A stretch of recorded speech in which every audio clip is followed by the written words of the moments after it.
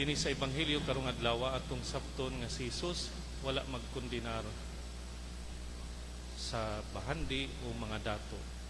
Ang pagkadato o kabus dili garantiya nga makasulod sa gingharian sa langit.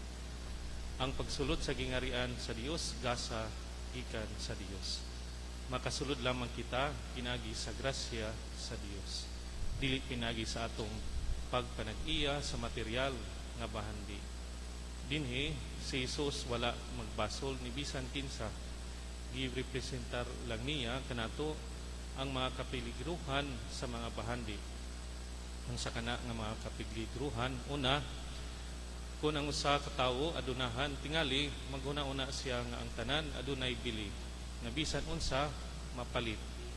Busa na miligro siya sa paghinapos nga wala na niya kinahanglan na ang Dios ug mahimo siyang modesisyon nga mahimo niyang tanan bisan kung wala ang Dios. Ikaduha, kung ang usa ka tawo adunay daghang material nga mga kabtangan, mahimo siyang namiligro nga isentro ang tanan niyang pagtagan ini sa ingon mapasagdan ang iyang espiritual nga mga panginahanglan uban sa daghang material nga mga interes.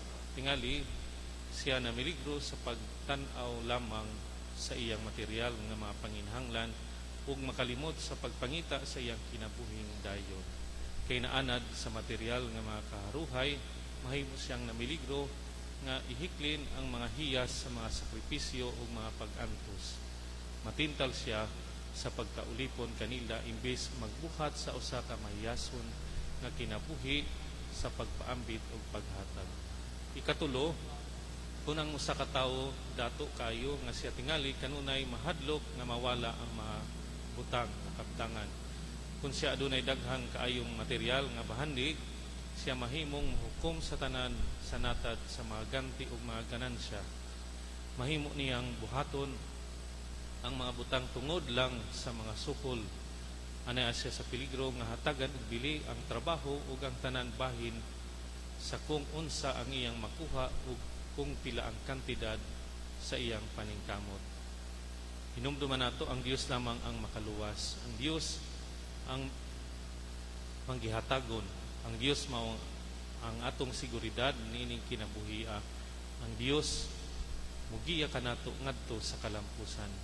Ug uban sa Dios dili gayud kita magkulang sa bisan unsa, dili gayud kita pasagdan. Si Jesus nagpasalig kanato nga kun atong biyaan ang material nga mga kabtangan ug mga kalipayan tungod kaniya kita makadawat og sa kagatos kapilo makapanununod sa kinabuhing dayon. Ug kun kita andam nga mubulag sa atong kaugalingon gikan sa material nga bahandi ug kalibutanon nga mga pagdani, sigurado nga si Jesus mingon kita mauna sa iyang gingharian. Ato karon pangutan-on ang atong kaugalingon unsa ang atong gikonsiderar nga atong seguridad ug kalampusan ining kinabuhia. Unsa ang atong giisip nga atong tinuod ug bililhon nga bahandi. Palihog manindog.